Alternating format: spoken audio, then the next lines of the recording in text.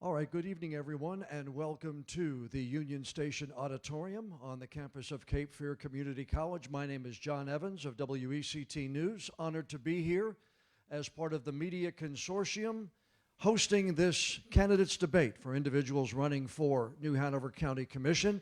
We have 4 candidates running for 2 openings that will be on the ballot in the general election. Here's how this evening is going to go. We have our candidates. They'll each get 90 seconds for an opening statement. Then we will have questions asked directly to specific candidates from reporters from the media organizations, they being Port City Daily, WECT, and WHQR. Then we'll have a round of questions where all of the candidates will answer all of the questions that I will ask. And candidates, I will rotate, so not only the first person always starting first, you won't always follow the same person. Then we'll have candidate questions coming from members of the audience. Readers and listeners have sent questions in. And this evening, if you have a question you would like our reporters to ask the candidates, just hold up your hand, get the attention for Shay Carver here, and Shay will bring an index card and a pen there to you. You'll be able to answer that or write down that question, bring it down here, and it will be considered with the rest of the questions that are answered, or that are sent in rather, and it will be asked to the candidates, and then we'll have closing statements as well. So we're going to begin with our candidate opening statements, and we're going to go alphabetically with our opening statements, and that means the first opening statement of the evening will go to New Hanover County Commissioner candidate Leanne Pierce. Ms. Pierce, you have 90 seconds for your opening statement, ma'am. Well, first let me thank you all for being here, and thank you WCT and WHQR for hosting. We appreciate the opportunity to be in front of you tonight, and thank you for coming. I'm Leanne Pierce. I'm a candidate for New Hanover County Commissioner, and the first thing I want you to know about me is I'm a small business owner. I've owned a hotel in Carolina Beach for the last 27 years, so I understand what it means to be a small business owner in New Hanover County. I think that's an important experience to bring to the board, because we need to run our government like a business. I was elected in Carolina Beach first as a council person. I served 6 years as council, and the last 2 years as the mayor of Carolina Beach until December of 2022, until I decided to run for county commissioner. And I did not rerun for mayor in Carolina Beach because I wanted to run for county, because I felt like there's a lot of things in the county that I could bring, having been a mayor in New Hanover County. Those unique expertise of the coastal communities will be very valuable in our Board of Commissioners, representing some of the issues that we have in the coastal community. And having made the network with the other municipalities, with the city of Wilmington and our 3 beach towns and our county commissioners, our state and federal partners, having those relationships is what is most important when you're in politics, is to be able to get things done, and people have to know who you are and you have to work together. And I just appreciate being here, and I look forward to answering your questions. Thank you, ma'am, very much. Candidates, please forgive me. I do want to let you know Ben Schachtman from WHQR will have your timer right here in the front. I'm not going to cut you off and immediately at 1 second past your time, but I'm not going to let you start another thought process along the way. So we will nudge you when it comes time. Next, for his opening statement this evening, we will go to New Hanover County Commissioner candidate Travis Robinson. Mr. Robinson, 90 seconds, sir. Thank you, John, and thank you, everybody, for being here and also watching it on the live stream. My name is Travis Robinson. I'm a 45-year resident of New Hanover County, a 29-year sheriff's office employee, 32-year law enforcement veteran. I grew up in this community, so I've seen a lot of changes that happen over the years with development and with just life itself. And what I want to do is get on the board as a citizen with no beholding interest to any specific groups, and just make decisions with the other 4 commissioners and do what is best for the county as far as growth, as far as the budget, as far as policies, as far as doing the job that you elect folks to do. I was blessed in May of this year to receive 8,128 votes. So there was votes of confidence placed in me by citizens who cast their vote, and I'm appreciative of that. And of course, hopefully be looking for a lot more votes in a few weeks, especially starting next week, so that I can get sworn in on December 5th to best represent and serve you, the citizens. I've been learning a lot of stuff over the years because you got to know a little bit about a lot. And the most important thing is I listen. My wife taught me that, and I've learned that a pretty good lesson after 25 years of marriage. And I want to do my best to serve the citizens as one of your new county commissioners, and thank you. Thank you, Mr. Robinson. Next, for his opening statement this evening, we will go to New Hanover County Commissioner candidate Tom Toby. Mr. Toby, 90 seconds, sir.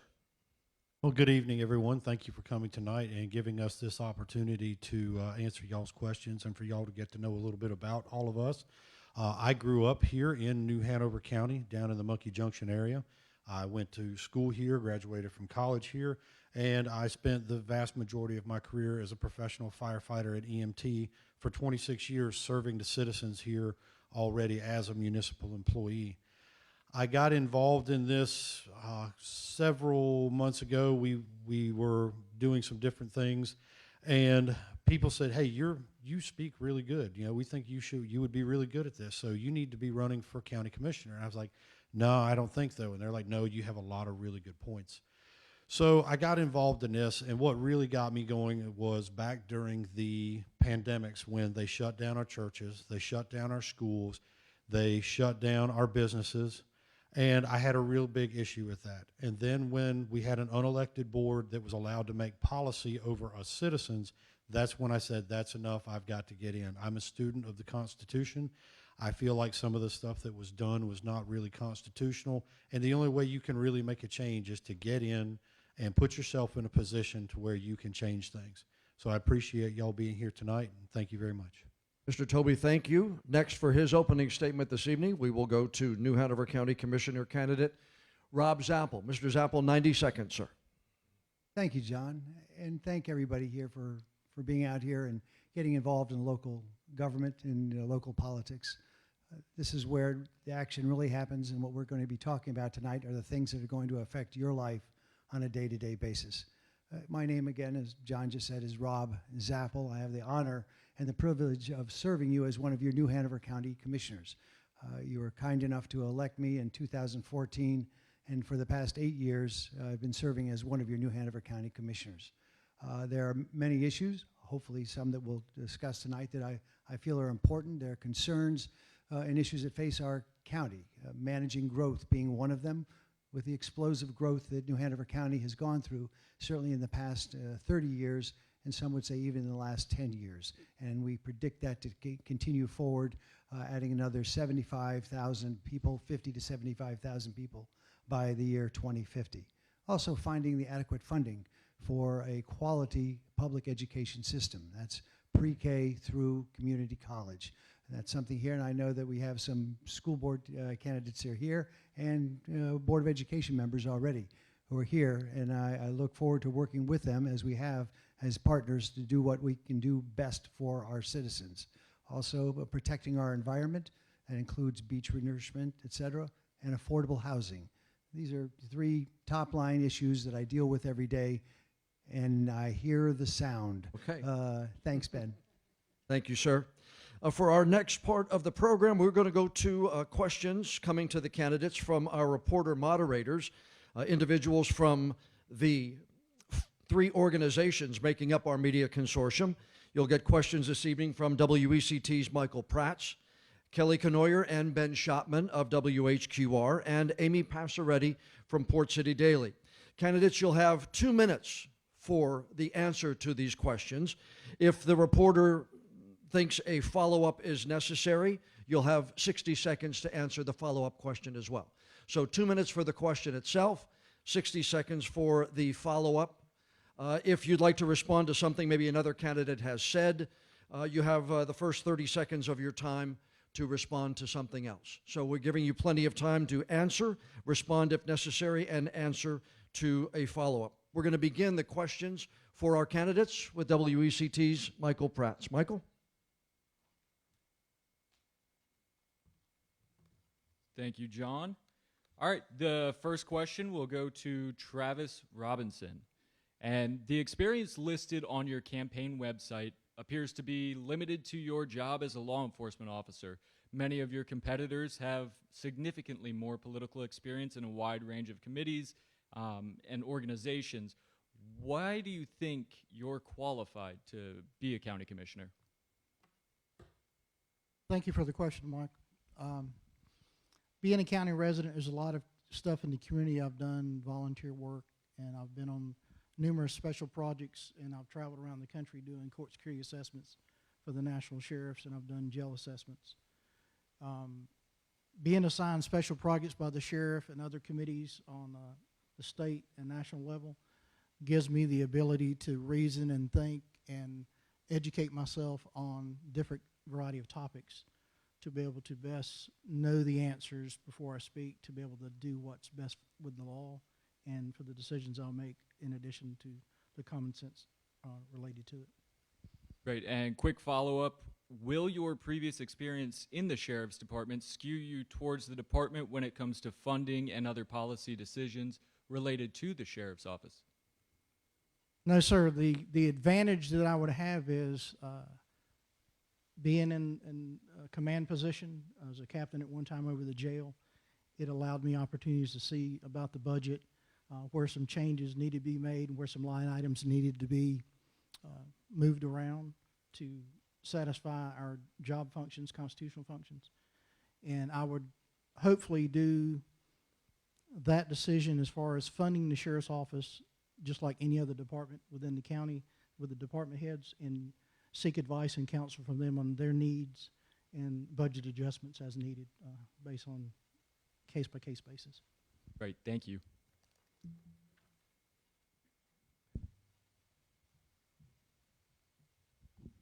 Hello, I'm Kelly Kenoyer from WHQR. This question's for Leanne Pierce. As a hotel owner, you've almost certainly dealt with many of the experiences that the average landlord has. But as a commissioner, you will represent landlords, renters, and homeowners equally. What will you do to support renters in particular in the midst of a rental crisis where rents have increased more than 30% in just 2 years? So yes, and that is one of the major issues facing New Hanover County is the lack of affordable housing. I think is what you're touching on there.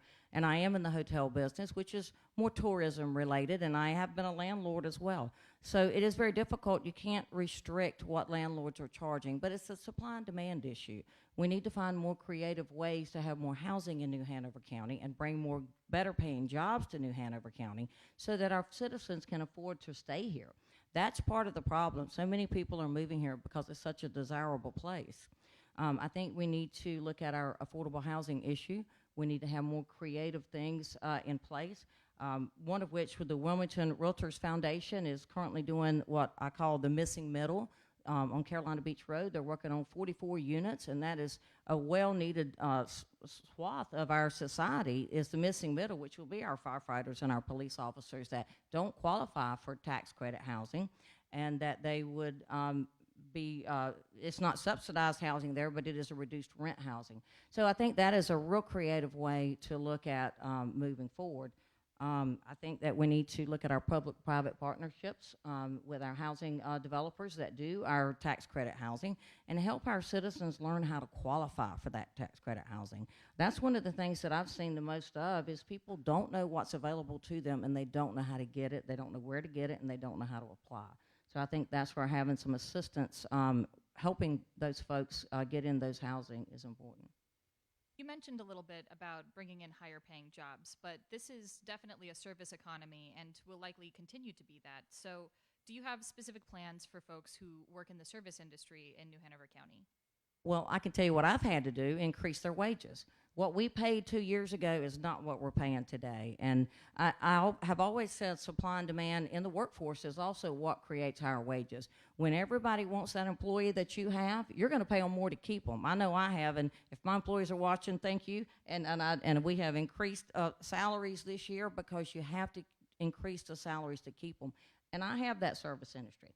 I have front desk people, I have housekeeping staff, I have maintenance staff, and that is the hardest right now to find is people with those type of labor-intensive jobs. So you have to pay them more money, and the employers are just going to have to come off of it and pay the money. Thank you.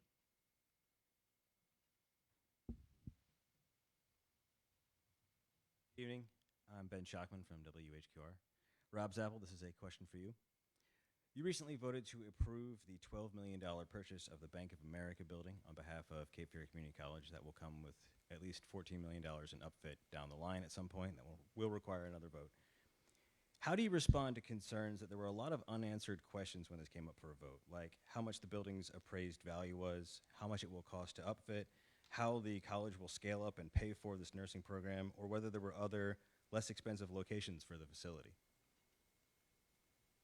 Ben, thanks, because I know there's been a lot of community dialogue about this.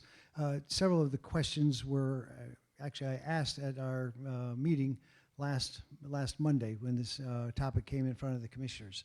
The first and most important part, I asked the question, I agree with you, where's the third-party appraisal that goes with this, so we know what the true value is. We know what the contract is. I mean, it's a complicated deal with a developer that has brought it forward to us that they will just pass the contract over, to the essentially the county, and then it'll be passed on to the community college. But it's the due diligence period, which we are still in the middle of, that is scheduled to end on October the 21st, although my understanding is, and this is just new information that's come, that there may be an extension to that, so that we see what that is. In that due diligence period, if, for instance, and I don't think this is going to happen, that the building does not appraise and comes in, a much less than in the appraisal than what the offer for is $11.8 million, I think is the actual total, well, then we don't buy it. The contract gets ripped up, or we turn in a different direction like that. That's what a due diligence period is for. As far as the program being stood up, that was one of the questions I asked Jim Morton, who's the president of Cape Fear Community College. Who's responsible for that ramping up of anywhere from 20 to 25 more professional teachers to ramp up this nursing program? For those of you who didn't know hey Jill, good to see you, yeah. That we're not aware of kind of the backstory of what we're talking about here, is that the Cape Fear Community College is trying to ramp up their nursing program in response to what we're seeing happening out at Novant in our local hospital, and finding ways. Do I get any of those extra? Please. Oh, okay. Thought.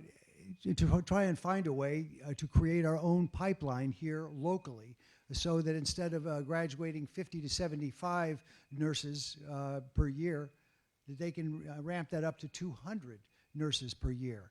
And there's a building that's adjacent to Cape Fear Community College. It's the old Bank of America building. I think the address is 319 North 3rd Street, that is already there. And so a developer approached us with a contract that said, you buy it at this price, $11.8 million, and then we turn over the community college, and then over the years phase in, the reconstruction or the renovations to put in labs and teaching spaces in there. The question that Ben just asked here is, well, who pays for the teachers when you get it fully ramped up? And the answer to that question, according to Jim Morton, is the state pays for that, because they pay for the operations of the community college. The county provides the facilities. I don't want to go too far down this rabbit Sure. hole. I give you some extra time, which would be for a follow-up. Just really shortly, though, without all those answers about how the program will ramp up exactly, is it fiscally responsible to, as many of our listeners and readers have said, to put the cart in front of the horse that way? Well, Ben, the way I guess I approach it and what's attracted me to it, you're asking all good questions as usual. So we've got a problem here, and the problem is related to Novant and healthcare in our region here. And like it or not, we can point fingers as how we ended up there, but the wagon's in the ditch as far as our healthcare goes in this area here, and one of the main components is the lack of nurses. Instead of trying to constantly bring traveling nurses in from out of town. I don't mean to cut you off, but we could talk all night about that. Yes, I just mean, of course. is it fiscally responsible to buy the building before we have details of the plan? Yes or no? Well, we won't. No, that's what the due diligence period is. We haven't bought anything yet, and that will come out in the due diligence period. So the details of how CFCC will ramp up their program will come out in the due diligence program. Oh, how they will? Well, that's yes, that will come out once they have a facility to be able to ramp it up. So you do believe that's fiscally responsible? Then? Yes, I do. Okay. I want to fix the problem. That's what we're going for. That's what I want. Yeah. Thank you, sir.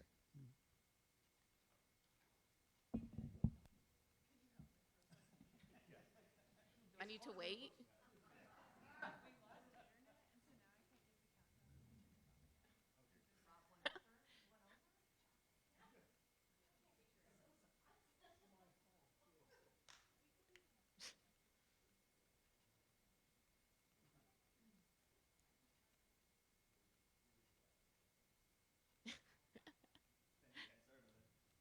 Okay, am I good to continue?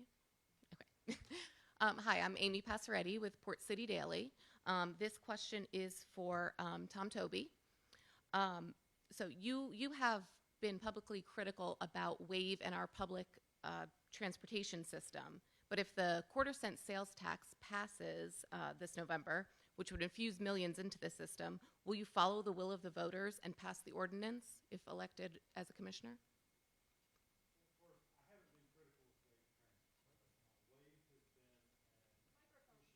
Sorry, yes, the microphone. WAVE has been a very, very difficult burden on the citizens for quite some time, and we have hired a new director. That new director is putting things in place to help get WAVE back on its feet. I've been a city employee for years. I remember WAVE having issues 20 years ago. So I haven't been critical. I've just told the truth about what has gone on with WAVE through its history here in the area. I am not in favor of a quarter-cent sales tax increase right now. We're going into a recession. Everybody's paying more for all of their groceries, gas, everything is costing more. I do not think that right now is the right time for a tax increase. But if the citizens, and that's who I am being elected to represent, is the citizens of New Hanover County, if they approve the quarter-cent sales tax, then that's what they have voted for, and I will pass the ordinance, just like citizens in North Carolina voted for voter ID, and it keeps getting shot down at the state level, but the citizens have wanted it. If that's what the citizens want, then that's what we'll do. And actually I have a follow-up to that as well. So I know you said that you would still pass the ordinance if that's what the voters want, but considering you still don't believe the quarter-cent sales tax is necessary, what would you say to the people who rely on public transportation but may not be served well by a system that has to end its service at 8 p.m. during the week? It's unfortunate that our system does not work better than it does. It has been geared towards a very large metropolitan type of system, and we have spent millions and millions of dollars over the years trying to keep it up. We need to try and get it back down to where it's a more fiscally manageable. They need to be financially solvent and be able to support themselves. It's unfortunate that there's folks that don't have other alternate means of transportation, but the reality is there's only so much money. There's only so much the county can do to help prop up something that's not working. That's the truth. And I'd rather, you may not like me for telling the truth, but I'd rather have you not like me for telling you the truth now than passing on something later and then voting against it and you not liking me then because you feel like I've lied to you. Thank you.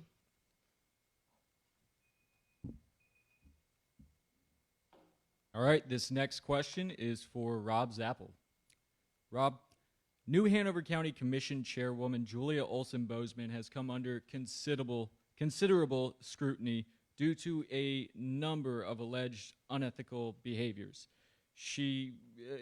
Why haven't you or any of the other commissioners, A, acted to remove her as chair, and B, not acknowledged any of these allegations in a public setting? Michael, thank you for the question.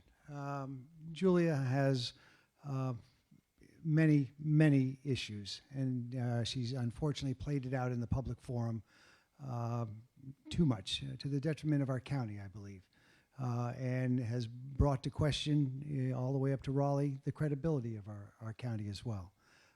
As a county commission, we have very little power to remove her from anything. And Michael, you know, you've reported on it a lot. Unless a commissioner either moves out of the county or is convicted of a felony, not indicted, not suspected, but convicted of a felony, they are a commissioner.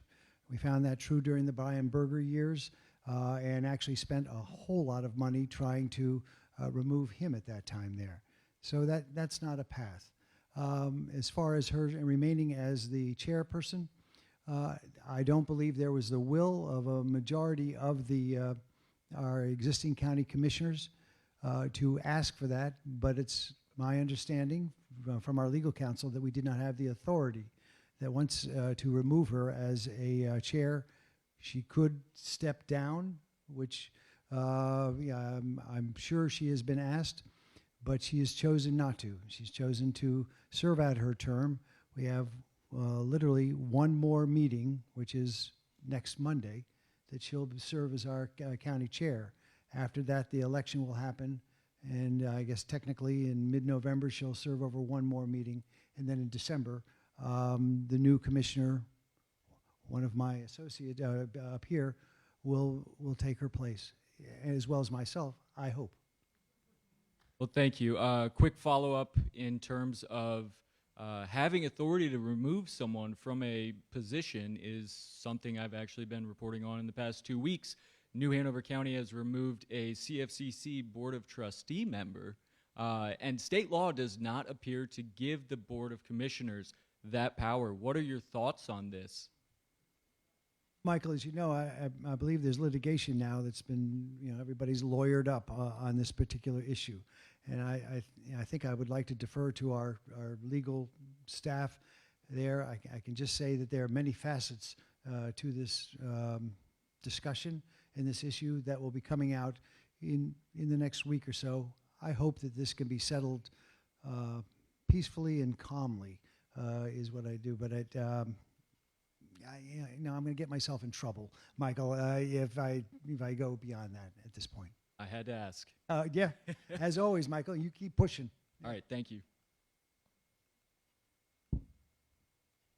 This next question is for Tom Toby.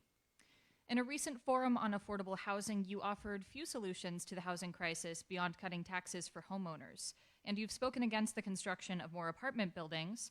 However, reducing supply often leads to increases in prices. So how does your platform address the needs of housing-burdened renters? Sorry, can you repeat that last part? How does your platform address the needs of housing-burdened renters?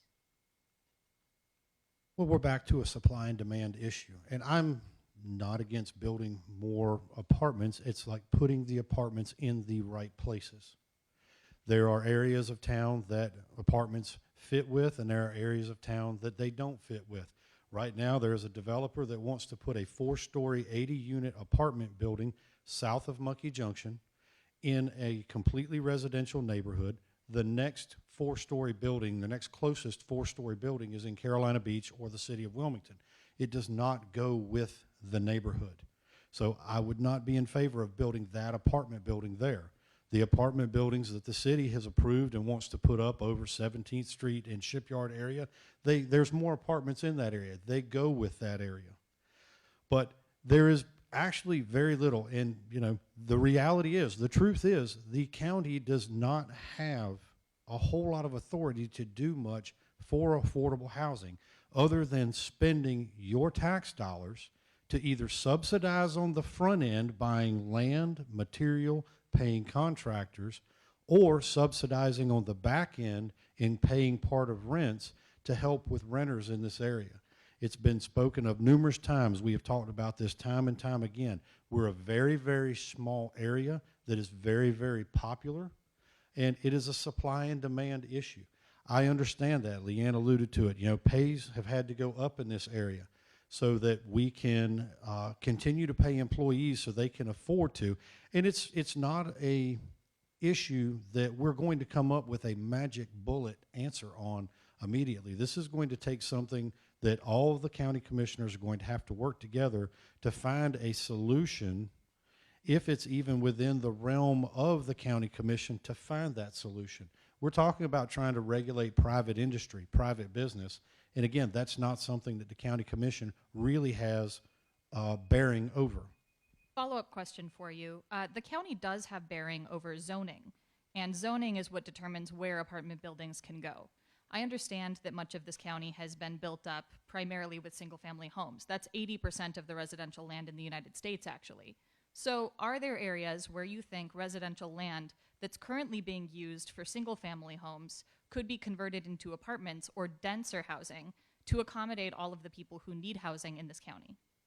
Well, again, there's been several projects for high-density apartment construction that have been approved. The city of Wilmington has approved over 2,000 new apartment units within the city limits in the last 3 to 4 months.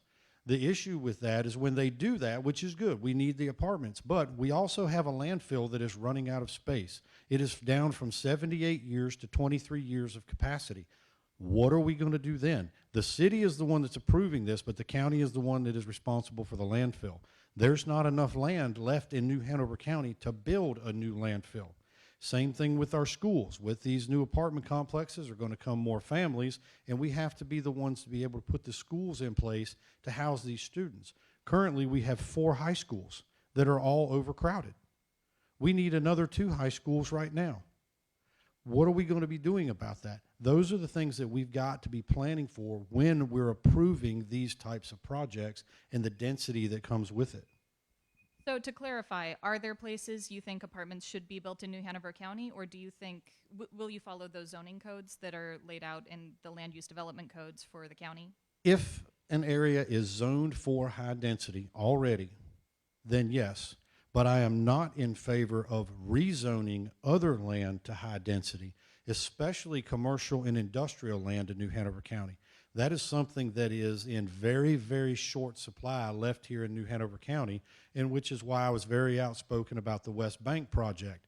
That is a very valuable piece of property. It's going to be developed at some point, but it has deep water shipping on one side of it and trucking routes to the entire North American continent on the other side of it, and it would be squandering that piece of property that could provide jobs for decades in this area to rezone that to high density residential. Thank you.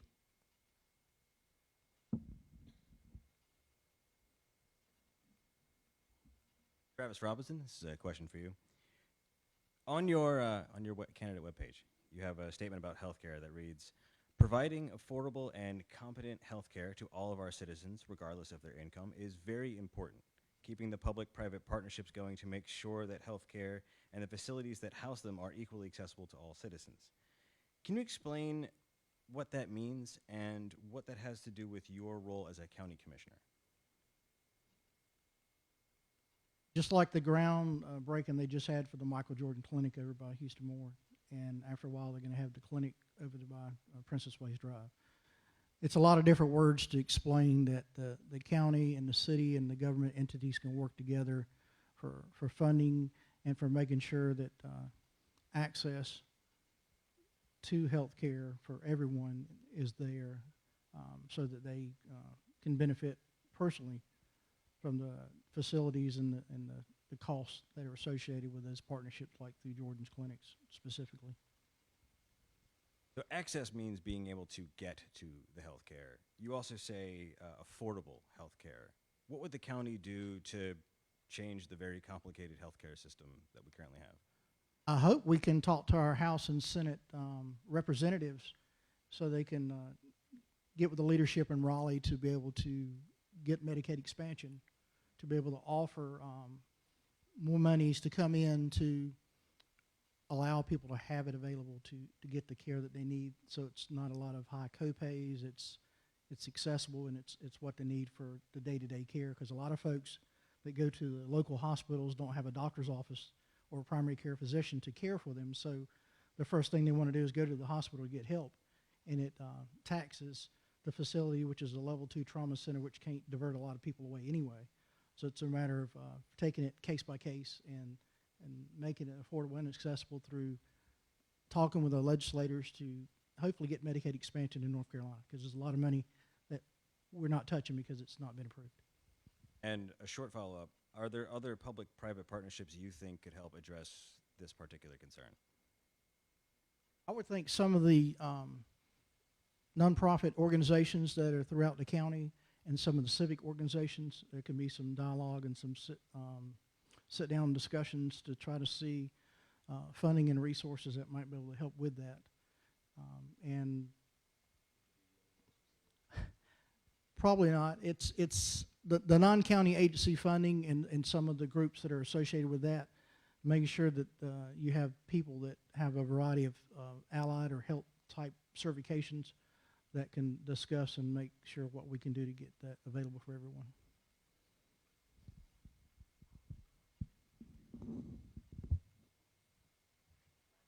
This round for Leanne Pierce. As former mayor of Carolina Beach, you pushed for beach renourishment projects. What would your stance be on contributing more county funds to beach towns? Well, I was doing great down here, so you guys are tough. Are you referring to specifically beach renourishment or anything for the beaches? Just contributing more funds to beach towns in general, but Yeah. including that you supported the beach nourishment and saying that that's very vital for the economy. So it is. Beach renourishment is vital to the economy. Number one, people always say it's just for the infrastructure. No, it's not just for the infrastructure. It's also for the economy and for the jobs of the businesses that are providing jobs to our citizens, and the business and the sales tax and the revenue that's created from our tourism. It also, a lot of people forget, it provides sand for the turtles to lay eggs on. We have to have a beach for that. But with that said, a lot of citizens don't realize that your funding for beach renourishment comes from room occupancy tax and state and federal funds. It's not coming from your ad valorem tax. So, and we can get way down in the weeds on how that's split, but, and it'll take forever to learn that. But, so that comes from our room occupancy tax, which is held in a sand fund at New Hanover County, and that is distributed along with funds from the state and our federal partners. And we were not given that. We were not, that expired this year. And so we did, Carolina and Curry Beach did get their beach renourishment. And we were excited about that, but Wrightsville Beach did not, and we hope that they will get it next year. I think we found some ways that they will be able to get it, and I would fight for them to be able to get that, because it is vitally important. And with that said, a little beach town like Carolina Beach, which our budget's probably bigger than Wrightsville or Curry Beach, I'll tell you that, is about $25 million. And that's nothing to consider that they are funding their police department, their fire department, their roads. I mean, they have very little money to do all the things that they need to do when you have 6,000 year-round residents, and in the summertime, you're looking at 30,000, 40,000 people influxing in that town. So yes, is the answer to that question. I think the county should participate. And I have a follow-up for you as well. How could these beach towns be more accessible to residents of New Hanover County? Paid parking is expensive and can be cost prohibitive for county residents who pay taxes to fund programs such as beach nourishment. So, so I agree. So the beaches are North Carolina Trust beaches are accessible to everyone, and they should be. Well, with that said, citizens in New Hanover County, I did not vote, by the way, let me clarify one more time. I did not vote for the year-round parking in Carolina Beach. I was adamantly against that. It was a 3-2 vote. The only 2 business owners on that board voted against it because we did not believe it was a good thing for off-season charging of parking. And I believe that you're going to see some real hot debates come out of that over this winter. The beaches are dead right now, I'll tell you that. I do think that they should be looking at giving the citizens of New Hanover County whether it be an annual pass or charge more money, but offer an annual pass, or maybe 10 visits. I don't know. I'm just throwing something out there. Somebody mentioned this at one of the events I went to, and I thought, well, that's a great idea. And that's what you get with listening to your citizens. The lady said, well, what if we could just buy 10 passes for X amount of dollars and we use those passes 10 times? I think that's a great idea. So I think our beach towns should look at that. Thank you. Okay, Amy, thank you. Candidates, we have a set of questions that we're going to have you each respond to. Going to give you 60 seconds to answer these questions. And again, I have tried to arrange the response order so that not everyone is first, second, third, and fourth. Mr. Zappel, I'm going to ask you to respond first to this first question, and I'd like your views on the county's efforts to address community violence through Port City United. Many of you know we've had an uptick in violence. It was kind of sparked last year by a miserable shooting at New Hanover High School. Our county responded by holding a series of meetings with stakeholders. That's everything from students to parents, to business owners, to families throughout New Hanover County to try and get a handle on what we needed to do. And from there, we put together essentially a community safety plan that we enacted and that the county commissioners committed to $39 million, not all which is spent at one time. In that money that was put out there, we put forward a proposal, and we're in the process of hiring a series of therapists, counselors that we placed into our school. The concept being that we provide more adult eyes there, also PCU, which is the violence interrupters. Do you think it's working? Oh, I think we're having positive effects. The Okay. jury's still out overall, but Okay. yes, we are seeing Thank you, definite sir, very much. improvement. Thank All right. you, John. Mr. Robinson, what are your views on the county's efforts to address community violence through Port City United?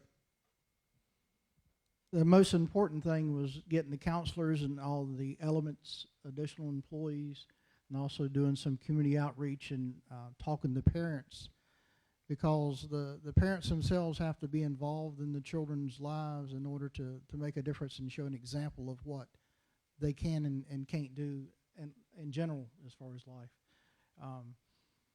Port City United's out and about in the community. I've seen them over at the Northside Co-op community dinners on Thursdays. It's a matter of them having the rapport and the conversations with the young men and women who are looking for things to do and sometimes get in the wrong crowds and react versus thinking of what the circumstances could potentially be because of the circumstances that they're involved in, and not fully understanding the value of their life or life in general. Do you think it's working? I think the jury's still out. There has been some discussion on the progress of things that they're doing. It's just a matter of getting on the ground and seeing what they do. Okay, thank you, sir. Ms. Pierce, I'd like to ask you the same question. What are your views on the county's efforts to address community violence through Port City United? So let me start by saying that the safety of our children should be our number one concern. No one wants to send their children off to school in the morning and wonder if they're going to have gun violence in their school that day.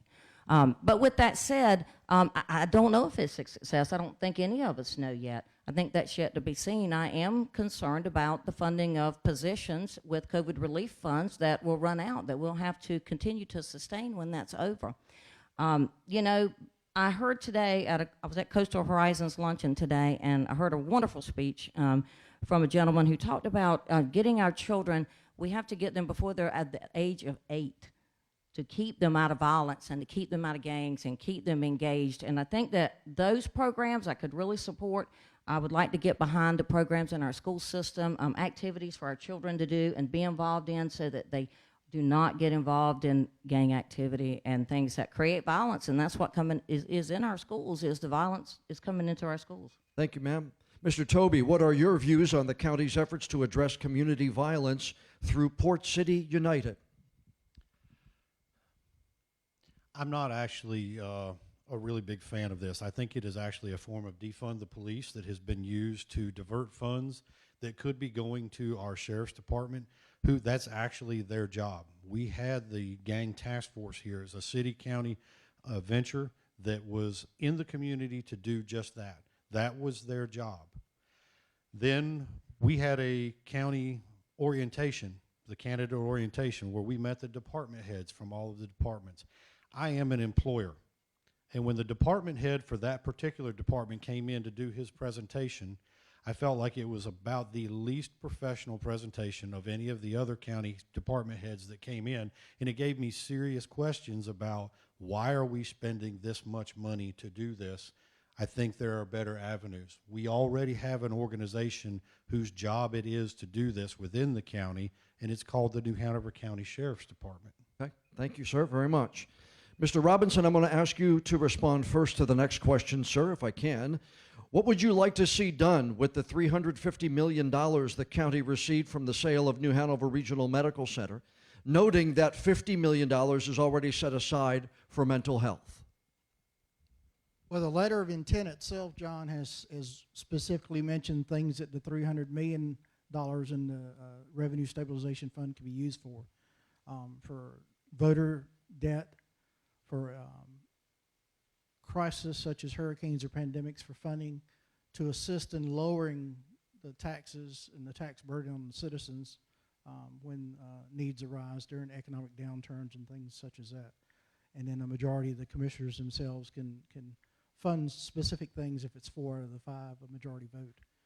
I think time will tell as far as specifically what the $300 million would be used for, but the $50 million for the mental health, matter of getting facilities and employees to get unsheltered and other folks and folks who have substance and mental health issues to the appropriate type of classes, and hope to keep them participating to benefit from those type of classes.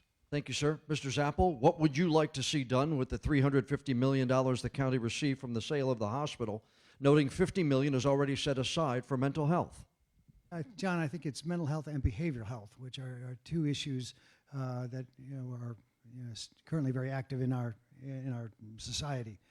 As Travis just mentioned, it's to spend any of that money takes 4 out of the 5 commissioners to agree to where that money should go. At this point, we spent, I think, a little less than $7 million of the $300 million as part of the community violence program that I referred to in my last answer. What I do know is it's going to take an issue that we all can agree, or 4 out of 5. I was instrumental in putting that guideline in there to make sure that there was not something that we went faddish-wise, that it was something that we all agreed on was a real issue that needed to be addressed. Personally, I think that reserving a good hunk of that money, as much as $100 million as an emergency fund, would be a prudent idea for here in New Hanover County. Okay, thank you, sir. Mr. Toby, what would you like to see done with the $350 million the county received from the sale of the hospital, noting $50 million already set aside for mental and behavioral health? I'd like to see it used as a down payment to buy our hospital back. That is going to go down in New Hanover County's history as one of the worst things we have ever done, is selling our community hospital. That said, the $300 million that's left, I think, should be invested properly. It could be used in a bunch of different ways to help the citizens of New Hanover County. The thing that keeps coming up and being recurring is housing costs. What can we do there? Where can that money be spent? Could that money be invested? And I don't know. I don't have all the answers. Could that money be invested to reduce the citizens' property taxes? Those are questions. There's a lot of questions that I still have about where would be the best place to steward that money, because at the end of the day, that is still the taxpayers' money. That was their hospital that was sold without their approval. Nobody that I have talked to wanted that hospital sold. They all want their community hospital back. They want Novant gone.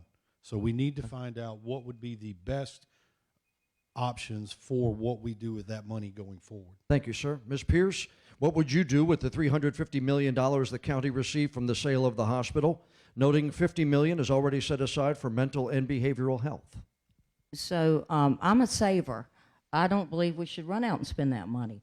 And I see a couple of county folks in here, and I would say sharpen your pencils first before we dip into that $350 million. Let's see if we can fund it another way before we use that money. I think that money, and that's why it is a majority vote, that money should not be spent because it's sitting in our reserves. I think that we need to wait and find something. I can't think of anything right now unless it would be some type of possible affordable housing issue that would come up. But I just can't think of anything. The mental health I can get behind, because that is certainly one of the issues in New Hanover County with our homeless population. So I can certainly get behind the mental health, but I don't think we should spend it just because it's there. Ms. Pierce, I'm going to ask you to respond first to the next question. The county has entered into a number of real estate deals that have faced criticism, specifically from the state treasurer's office. Among them, the redevelopment of the Government Center, Project Grace, and the recent purchase of the Bank of America building. So the question to you, ma'am, what are your thoughts regarding the county's real estate decisions? So I understand that Project Grace is a no-go right now from the LGC, and certainly the possible purchase of the building downtown will also be scrutinized by the LGC. I think that to just address that one issue, I think as far as the acquisition of the building, the price point is there. But as far as what it's going to take to upfit the building, I can't say. I understood from the meeting, I was at that meeting, that it was a staff estimate. So I would want to see a construction estimate, cost estimate on that upfit, because I know a lot of times the numbers have a large gap in what it actually takes to do the work versus what the original quote was. But by trade, I'm a negotiator. Being a small business owner, I'm quite a negotiator, and I'm very excited to get involved in some of those transactions and see what is on the. We don't know. None of us really know what's presented to our commissioners or what is presented to our manager. There are a lot of details we don't know, but I'm really excited to get in there and question those details. Thank you, ma'am. Mr. Toby, what are your thoughts regarding some of the mentioned real estate decisions by the county? Well, first of all, I don't think New Hanover County government should be involved in real estate to begin with. If we're not buying a piece of property to be used for county taxpayer use, the county doesn't need to be involved in it. So far, I haven't seen a whole lot of these public-private ventures here in New Hanover County that have worked out really well. And I have a really, really serious case of heartburn over the county wanting to borrow $12 million to spend on a building and then give the building away. That's $12 million of your tax dollars. And we have one county commissioner that is working on this that is already going to be off the board. We have another county commissioner that has the possibility of being off the board very soon. And I don't think that they should be obligating taxpayers to a $12 million bill on a building if then they're not going to be around to be held accountable for anything after the fact.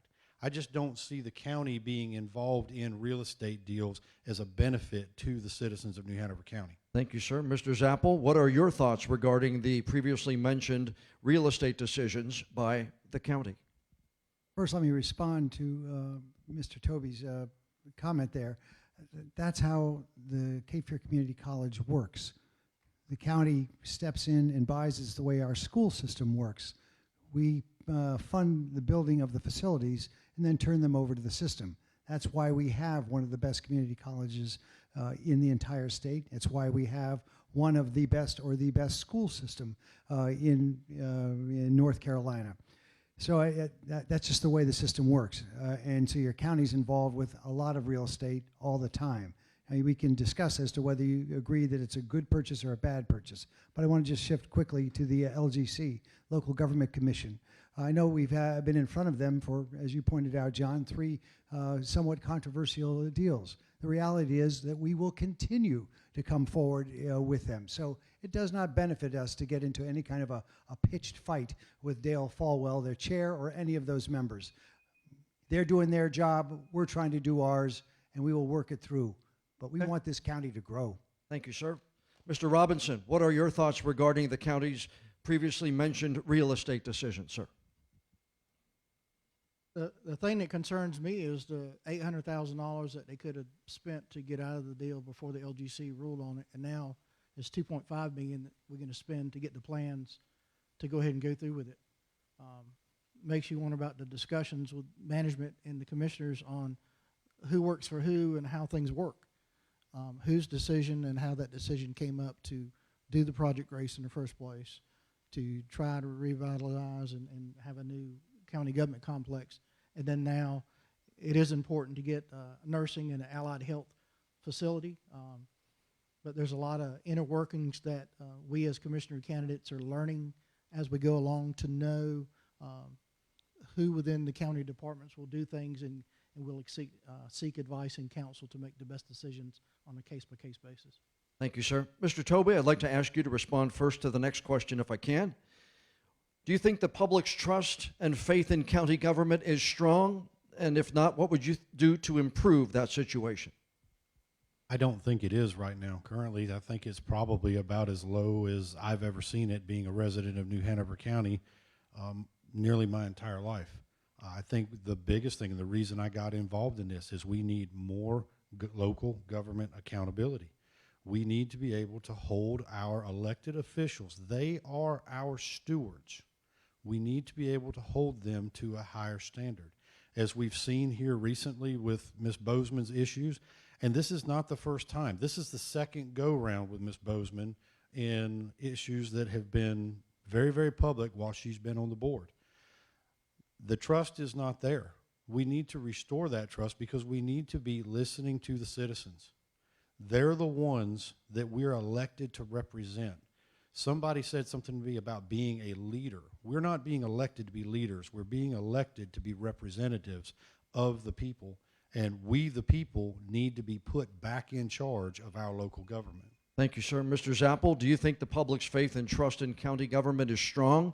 If not, what would you do to improve the situation if elected? I think that it's an appropriate tension that is always there. The community asks a lot of us. And frankly, I believe the county commission has delivered. We have been sitting on a rocket ship as far as growth goes in our community. And we've made the proper investments and tried to respond to the community in multiple different ways, from affordable housing with our community building plan, $15 million over 5 years, to our community violence plan, delivering a grocery store to the north side where there's been a food desert that has been unable to be solved for the past 40 years. By God, we're doing it. And we're reaching down into the community and bringing the services to all sectors of our community. And if you don't know it, you please don't comment on it negatively. But I can tell you that money is there, and myself and other commissioners, yes, we've had problems with, specifically one of our commissioners. But that the public, who is the one who put her there, the voters, is taking care of that, and so we will be moving on. But your county government is working with some of the best and brightest people in North Carolina. Okay, thank you, sir. Mr. Robinson, what do you think the public's faith and trust in county government is strong? And if not, what would you do to improve the situation? I think getting elected in December would be a good start. The thing about it is, I think the trust and the negative thoughts from people in the community is because there's not any recall or recourse for removing the current chairwoman because of the conduct and things that have been going on in her life. I think if you had a recourse or a solution for that, that would change some of the opinions of folks related to the elected representatives. But we also got to remember that those who get elected to office represent every single person regardless of your party. So in order to maintain the trust, there has to be transparency, honesty, and there also has to be integrity in every action that you do. But the best thing about it is you got a county management and you've got department heads throughout the county who love New Hanover County and do a decent job. It's just like the tax administrator has allowed people to make payments on their tax bills, and that's a good thing to lessen the burden on the money coming out right away. Thank you, sir. Ms. Pierce, do you think the public's trust and faith in county government is strong? And if not, what would you do to try to improve the situation, ma'am? And just to address something someone said, I do think the county has done a lot of good things, but what I hear around the county from the citizens is there's a shadow over the county commissioners, and they have lost trust, and I think we need to restore that trust. And I do think we are leaders. We have to be leaders because we're held to a higher standard. People look at us every day. They look at what we do, whether you like it or not. When you go in the grocery store, somebody's watching you. When you're driving down the street, and if you have road rage or whatever, they're watching you. So you're setting an example everywhere you go because you might not know who they are, but they know who you are. So I think setting an example and having strong leadership is very important. I think we have to have transparency in our government. I think we have to have respect for other people. Whether we agree with what they say or not, we have to use respect for each other. And I think there's been some lack of respect in some meetings, not all with county commissioners. Some of the other meetings that I've seen have all been quite a bit disrespectful. But I think if we all went at it with open ears, listening to each other and being respectful, we would restore that trust with our citizens. Thank you, ma'am. Candidates, we're going to have our next round of questioning from our reporter moderators. These are questions that have come from audiences, either the live here in our auditorium or those who watch or listen or read to our organizations. And we're going to start, you'll have 90 seconds to answer these questions from the reporters, and we're going to start with WECT's Michael Praats. Michael? All right, thank you, John. This question will be for Leanne Pierce. And this is an audience question. The LGC has denied now at least 2 county projects. The state treasurer has even commented on how much time he's spending on New Hanover County projects. Does this string of losses affect your confidence in the fiscal stewardship of the county? And what do you make of these specific concerns coming from the LGC and the state treasurer regarding county financial decisions? So I'm glad I got that question, because I wanted to say thank you, Dale Falwell, for doing your job. That is his job, is to look at these transactions with a hard eye and a sharp pencil. And we've dealt with the LGC down in Carolina Beach the same way. It's not just New Hanover County. It's any municipality that goes through this type of purchase gets looked at and it gets scrutinized. And that is the job, because they're protecting the citizens. So I appreciate them doing their job. And honestly, I had some of the same questions. So I think it was very pertinent to bring it to light. I think that, no, I haven't lost faith. I think that it just needs to be looked at and found another way to make it happen, and I think that can. I think there's just some great projects out there, but how can we save the citizens money doing it? Still got a little bit of time left. The treasurer did say that transparency was a major concern of his and the lack thereof within county projects. How would you address transparency when it comes to spending the public's money? So I went to several meetings concerning some of the projects, and I didn't have the details either. So I get that. I went to several meetings and did not come away with the details that I wanted. Now, are those details on the county website? I don't know. Maybe they are, or can they be requested? But it should be easy when you go to a meeting and you have public discussion. I'm a big believer in having public comment and public discussion. Let the public ask those hard questions and have somebody there to answer them. Thank you. Question is for Travis Robinson. What are your views on the county's diversity, equity, and inclusion efforts? As a career law enforcement officer and being in and out of the community and seeing the type of folks that you encounter every day, it's good to give everybody a basic education of inclusion and non-discrimination and equity based on everybody living the life that they want to live. So I think that the discussions and the conversations that are being had, for some folks at sometimes a variety of races and cultures, it's a hard thing to admit that there are concerns and people just don't want to talk about it. So it's a matter of talking about it. It's just like history. You know, it's unfortunate you had the 1898 thing here back years ago, and history is what it is. We have to learn from history. We have to move forward and change history so that specific issues can't come up again if we're educated about them. Thank you.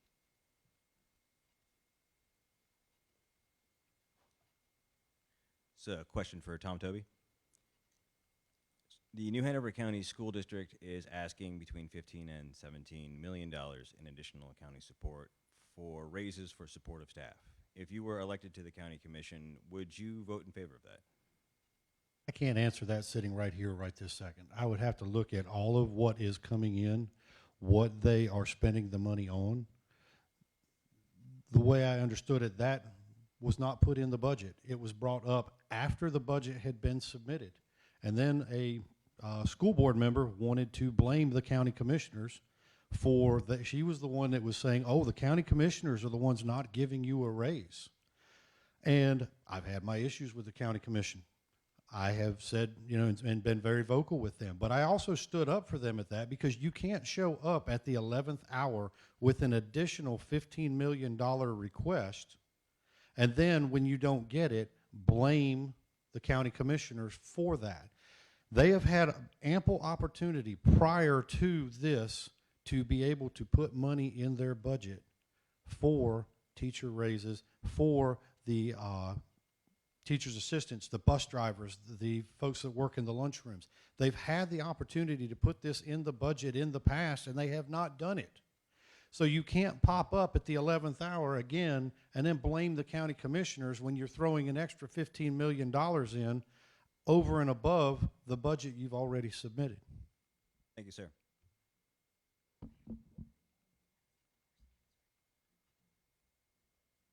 Question is for Rob Zappel. Candidates talk about more green space and smart growth. but with the majority of land already built upon in the county, where do you propose this green space comes from? Great question, Amy. I think those of you who follow me, and I know you do, the county and Cape Fear Public Utility Authority have embarked on a major infrastructure program in the north part of our county, which is where we have the most undeveloped property there, putting in infrastructure along 3 main east-west areas there. That is going to bring in more, what I hope is, higher density housing and also commercial development along those corridors. Along with that, I would like to see us balance that with a large open green space. And I'd like to throw out something that I mentioned in one of our previous forums and recommit to this, that we pull aside a large area, and I'm talking hundreds of acres, 500, 700 acres, and to create something like a central park, if those of you are familiar with New York City, that would be set aside up in the northern part of the county before we give that all up to full development. So there's one idea. Also, of course, carrying through with what I hope will be the quarter-cent sales tax to create the funding. That's $10 to $12 million a year that could go towards increased bike trails, multi-use trails, and pathways. That has the ripple effect of creating more open and activity space throughout our entire county. I envision one day when you can take a trail all the way from the the northern border of New Hanover County, all the way to the south down to Fort Fisher. Much the same way the city does a cross-city trail like that. That's all within our reach, and that's how you create green space and a better quality of life. Thank you, Amy. Thank you. All right, Leanne, we're back to you. Knowing that the county manager admitting to knowing about allegations of a $50 million unauthorized offer to a local nonprofit, but appears to not have done anything about it or even conducted any sort of investigation, do you believe county management and the county manager are doing a good job? So whether or not they had knowledge of it, I don't know. None of us know that. We do. That he confirmed he knew. Okay, so as a county commissioner, the county manager works for the county commission. So that would be a time to go talk to your employee and find out why he didn't do something about it. So, and I don't believe dragging people in to issues like that. And I know the nonprofit you're talking about, which I think is a great one, and I think they're doing a great job in dragging them into what has been a very nasty, ugly thing is not right. And I do think they should have acted on it. He should have brought it. I don't know whether or not, that'd be a question for Rob, whether or not that he brought it to the attention of the other commissioners. So, but he should have. If that was an accusation that was made, the other commissioners should have been made aware of it, and whether they were or not, I don't know. Great. But I would certainly have questions for my manager if he held that back from me. Thank you.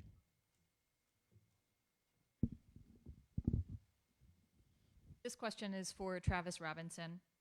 As cost of living increases and supply chain issues continue to drive up the cost for county projects, you'll likely be faced with difficult budget decisions. Of all the county departments, where would you seek to cut funding first?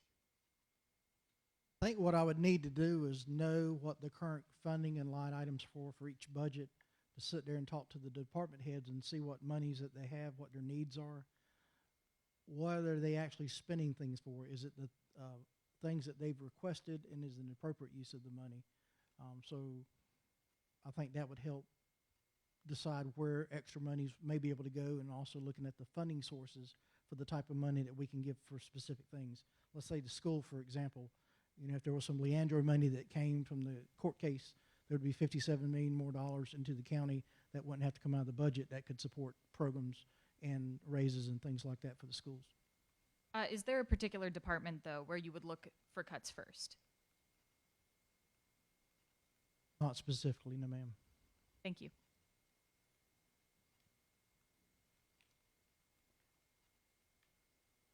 So, a question for Tom Toby. Sir, we've heard some support for your candidacy by some far-right groups in the region, including the members affiliated with the Proud Boys. How do you feel about the Proud Boys?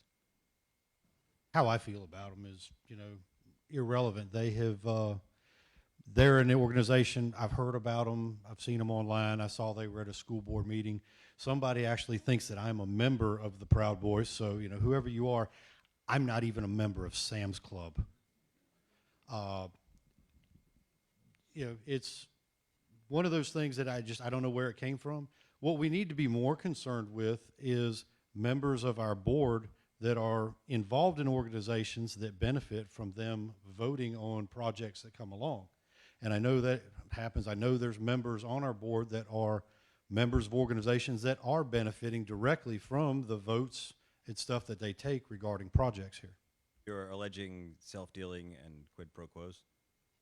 I don't know that I'm necessarily alleging quid pro quo. I'm just saying that there are people that I think should recuse themselves, because I don't know how it's not conflict of interest to be a member of an organization or a group that is Sure, benefiting. That's a very strong accusation. Can you provide any more detail?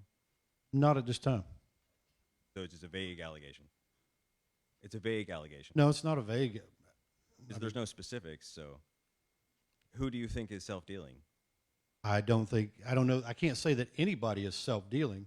I'm just saying that I know there are members of the board that are involved in organizations and clubs here in town that make decisions on projects that happen here.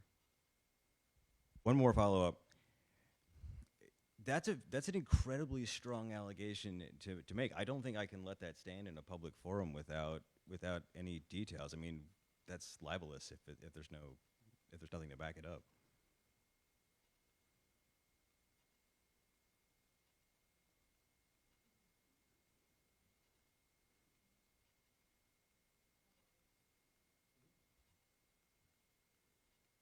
Trying not to be impolite. I'd rather you risk impoliteness than cast an aspersion like that Okay. with no evidence. I was talked to by an organization here in town, a builders and developers organization, real estate organization. I know that one member of the board is part of that organization. They told me they were part of that organization, and that person votes on projects that some of these people can benefit directly from. I don't know if we've gained anything from that explanation, but that's our time. So thank you.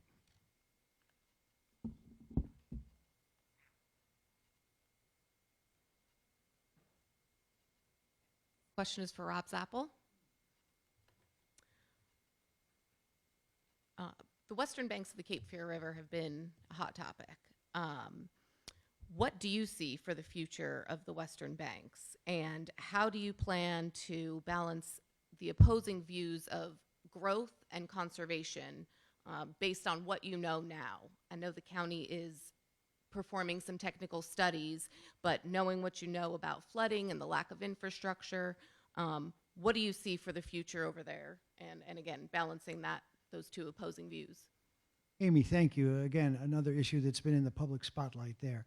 And one of the reasons why I've asked for, and we now have had 2 work sessions trying to get more clarity as to what is happening environmentally over there.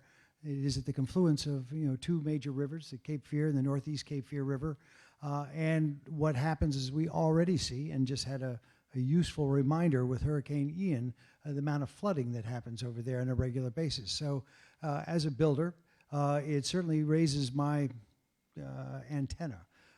Before we go building over there into an area that's constantly flooded, and we hear from legitimate environmental scientists and people who study this for a living, that the projections show that that entire area will be underwater by the year 2050.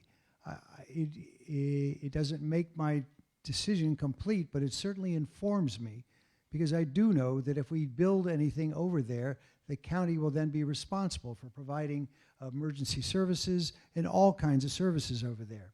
So if we have an area that is constantly flooded, and there's structures that go up there where people are living and or working, we'll be responsible, and I mean we, the entire county here, to make sure that we pay for the safety and security of those people, including any kind of emergency services. And that's just the tip of the iceberg there. So before moving ahead, following the shiny, bright thing, it's worth taking the time to study the issue and understand fully what we're getting into. And that's where I stand on this right now. Do you have a personal opinion on what you would like to see over there at this time? Because there's been many things brought forth. I know I've seen the Eagle Island Coalition, the plan that they brought forward, which to me was very interesting.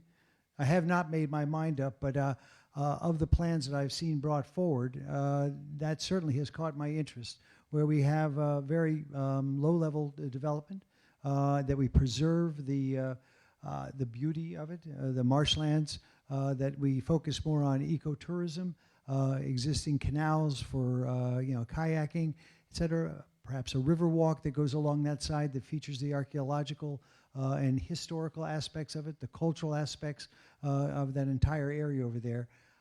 That caught my attention. But again, that's why we're having these work sessions here, so that I can become educated and to listen to the professionals who study this. But again, I don't want to do something that we will regret 10 years, 20 years, even 50 years down the way. Thank you.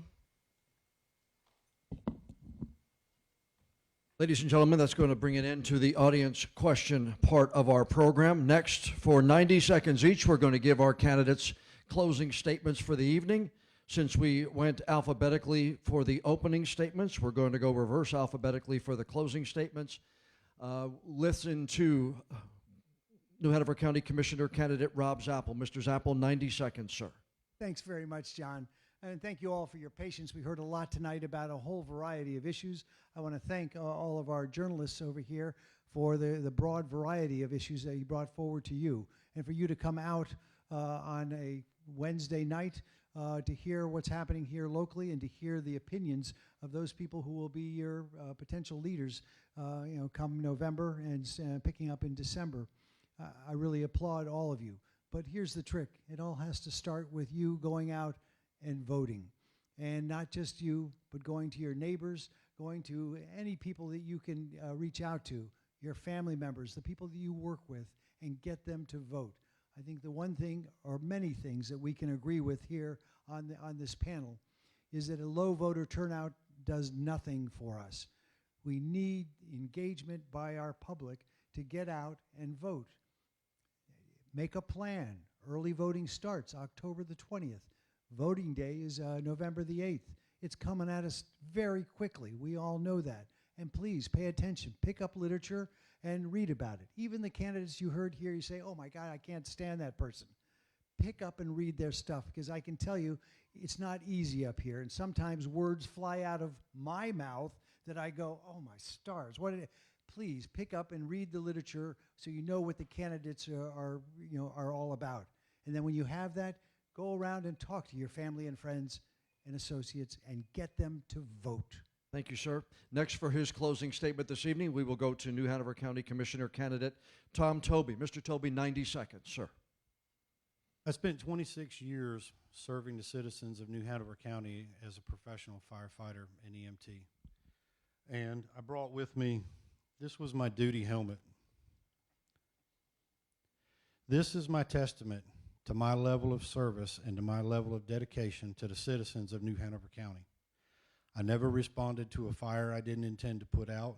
I never responded to a call where I was not willing to lay my life on the line for anybody in this county, no matter what side of town you were from, no matter what color you were, no matter what creed you were.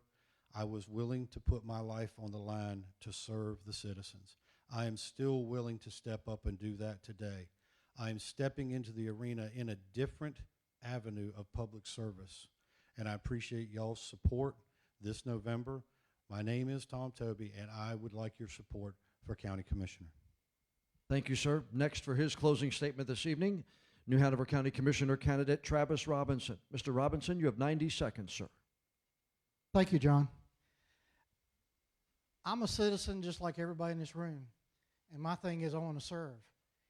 And in order to serve, you need to exercise your constitutional right to vote. Get your friends to vote. I don't have any specific special interests that I'm beholden to, but I'll look at each issue on a case-by-case basis, just like I did during investigations in my law enforcement career, and see where the evidence leads and do what's best with the other four commissioners to serve you. There was 8,128 of you that put your confidence in me in the primary to make me the Democratic nominee or one of the Democratic nominees on the general election ballot. And I just ask that you allow me to be not a man of words, but a man of action. In order to do that, cast your vote for me, hold me accountable, and if I mess up or I do wrong, I'll be the first to admit it. But get your friends to vote. The county is a great place to live. There's a lot of good people working in county government. Development's going to be here. Growth is going to be here. Oh my goodness, traffic is definitely going to be here. But in order for us to do something about it, we need to get people in there who are going to serve you and represent you based on your elections, based on your choices, based on your quality of life. Thank you. Thank you, sir. Next, for her closing statement this evening, we will go to New Hanover County Commissioner candidate Leanne Pierce. Ms. Pierce, you have 90 seconds. Let me start out by saying that I've really enjoyed getting to know everybody a lot better. I know that Travis, our sons, went to middle school together, so we've known each other for a long time. Tom, we just met back during the primary, enjoyed getting to know you. And Rob, we've worked together for the last 8 years. You know, these are all good people, and I appreciate your willingness to serve. So, you know, I think it's important that we look at who we're electing, and that is, and find out what their background is, and that is what has happened in the past. Maybe we weren't well informed about who we were voting for, and I think that's the most important thing, is we get informed about who you're voting for. I think I'm going to bring a unique set of skills to New Hanover County, having been a mayor in New Hanover County. If anything is out there about me that it's not out there, it's 8 years later, it should already be out there.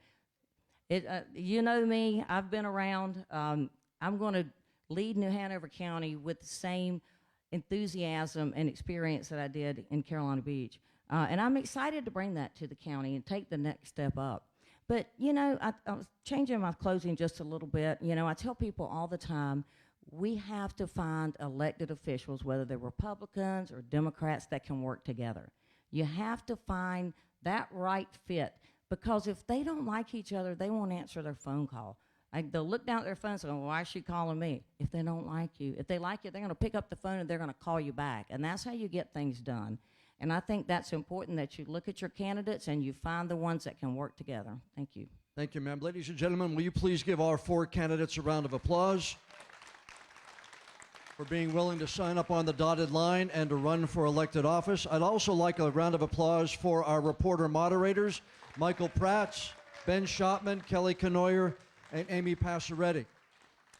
We're going to be back here next Wednesday night when we have the 8 candidates running for the contested House and Senate seats representing New Hanover and Brunswick counties. We'll be right back in here with the 8 candidates for the 3 contested House seats and the 1 contested Senate seat. We will also stream that on WECT.com and our WECT News Facebook page.